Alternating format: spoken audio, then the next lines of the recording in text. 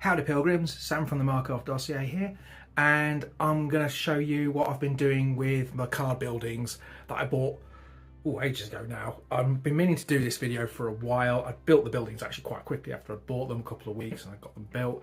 Just haven't got around to shooting this video because I had loads of ideas for it. I wanted to do like a skit on location kind of programs, those property programs, and talk about it like that. But when I wrote it down, it was all kind of goofy, and I thought, no, this is not a good idea. So I'm just going to do a standard. Well, not standard. I'm still going to show you these buildings that I've been buying. So these are cardboard buildings by Metcalfe models. They're N scale, which if you've been watching our previous videos, you'll know N scale is a model railway scale. It's a small scale, not Hornby, the smaller one. It's roughly about the right size for Armoured Clash, which is what I want to use it for. You'll see what I mean by roughly when I show you next to the models. It's a little bit bigger than it needs to be, but it's close enough. So I'm going to show you the 4 models I bought from a day out to a model railway fair that I went to at the end of summer, and we'll talk about them there. So let's have a look. Okay, so here's the first building. This is a school. As you can see, I've put a couple of AC models next to it so you can get an idea of how big these are. I'll just gently rotate it around on my little turntable. So you can see I've got some infantry there. School gates. And tank in the playground. And as you see, the playground is detailed. Just watch it back a bit. There you go. Playground is detailed there. The school does actually come off the playground. It's a separate building. There you go. There it is. So you can have it with or without the playground if you want. Some bike sheds here and the typical playground markings. If you've been watching my previous video, you know what I'm trying to build here is a typical English village for my forces to invade and the crown to defend. So I'm going for a little village that I've made up called Eldon, and this will be the village school in Eldon. Now I'm going to tell you how much these cost each. The prices I'm quoting are the ones from Metcalfe's official website. I actually picked these up for slightly cheaper than what I'm saying here, but I can't remember exactly how much I paid, but we're talking about 50p difference. So the school will put you back £11.50. Oh, that's not bad for £11.50, is it? Okay, so there you go, there's a school. I like the church bell detail up here. Not like stairs, the door. All the windows are actually plastic and are see-through. I don't think you can probably pick that up on here, but yes, they are plastic and they do let light through. There isn't an interior to see, but it does let light through. So that's the school.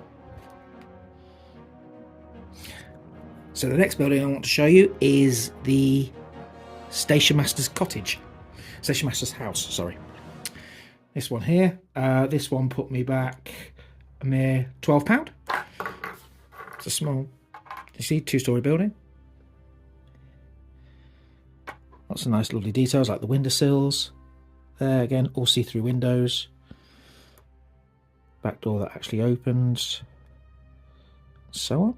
So I'm going to put there's a range of different cottages they do in Metcalfe models, so I'm going to buy a couple more cottages to place round. So we've got some actual dwelling places with the first one. There you go, and you can see, oops, tanks fell over. There you go. So that's the Station Master's cottage.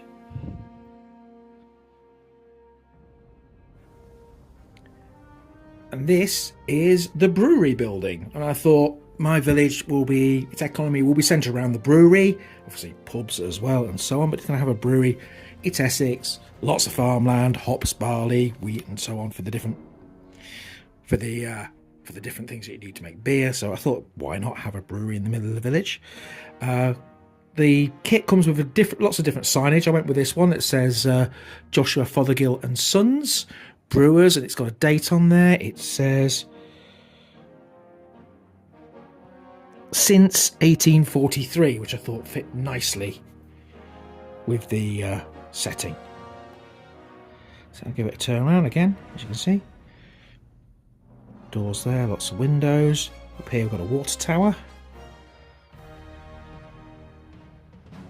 More towers up there. This is a loading chute, so obviously goods would come in and be hoisted up there. It's a hoist. So you've got the ventilation, there's a nice ridging on here. And this cost me, well, the recommended retail price for this is £13. I think that's a lovely little bit of a kit. Okay. And the final building I've got to show off is the pub. This is the Coaching Inn, and this one was 11. Its recommended retail price is £11, and I think it's a lovely building. It's easily my favourite of the four. So you've got a lovely old Coaching Inn. You can imagine sitting out and having a carvery in the afternoon. Lovely pints of beer. As you can see, it's got a nice stables yard there. So back in the day here, this would have been a major route for the stagecoaches that would have come in. Of course, in the dystopian age, not so much no more, but still, the pub exists as it is, as a major centre of the community, as all pubs are in rural villages. And we're coming around here. We did ask on the podcast suggestions for a name for a pub, and we did get a few, and the one I liked most came from Eric Henderson, and he suggested the Volunteer. So I took that idea and I've made my own pub sign of it from finding an image, because what I wanted to call it was, let's bring that up so you can see it a bit clearer. Let's focus on that. The Drunken Volunteer. And as you can see there, we've got a recruiting sergeant giving a young local lad a big old pint of beer, which is a reference to, shall we say, slightly dubious recruiting practices of the Victorian period, where the recruiting sergeants would get the local lads blind drunk so that they would then sign up to join the army. You may have heard tales of glass-bottomed metal pint pots with a glass bottom, so they could see the king's shilling in there, so they wouldn't accidentally kiss the king's shilling. Although I think most of those tales are more mythical than factual, but certainly recruiting sergeants would get the local lads as drunk as they could, so they would put their name on the contract and sign up to join the army. So I thought the Drunken Volunteer was a great one. So thank you, Eric, for that suggestion. I think that's come out really well. So there we go. That's my Coaching Inn. But that's not all. So what I'm going to do is I'm going to put the Coaching Inn down. I'm going to put one of the dystopian age buildings next to it. So there's a build it here. Now this is what I mean by slightly bigger than normal. That's meant to be 2 stories. Looking at the detail on here. If I turn that around, there's a door somewhere on here. There's the door. The door, that's the first floor, and then you got the upper floor there. So that's meant to be 2 stories. And as you can see, the Coaching Inn is a bit bigger, about a third bigger, I think. But I still think not bad at all. I think when you put your men next to that, there you go, and your tank, and even the land thing.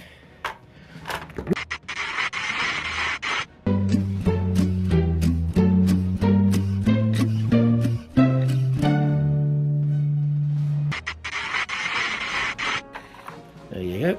Put me roller back on. I think the scale's pretty good for end scale. So I'm pretty happy with that. I will say end scale varies. One manufacturer's idea of what end scale looks like is very different to another's when it comes to scenery. The trains and the rails are all standardised. The scenery, there can be some variation. So do check. Just don't know before you buy it. Put some models next to it. Does it look right? I think the Metcalfe models look about right, if they are a little bit big. And speaking of a little bit big, I also got some extra scenery. I got these. These are Deep Cut Studios terrain strips. Okay, they do a variety of these. So I'll get one out show. So I've got cobblestone road and river. I do want a waterway in my village running through it, a canal. So let me show you what I got. This is the canal. This is the river one. Let's open this one up. It is a neoprene backed roll. Excuse me. It's 6 foot long, and it has, hopefully you can see that, waterways on it. And while that print is great, it's gorgeous. It's a great print. I do think, however, it's a bit wide. That is a proper river at this scale, isn't it? I mean, if you put the men next to it, and where's my tank? There you go, that there. They're not crossing that in a hurry. They're going to need a big old bridge. I might, as I want it to be a canal, maybe cut it in half down the middle.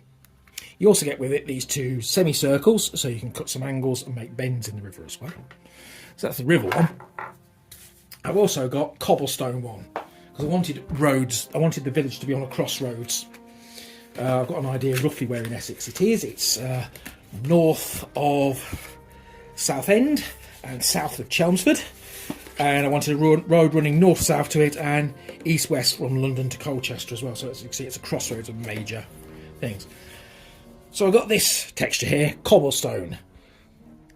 This one, not quite. It's at this scale, those are massive gobbles. Those are boulders.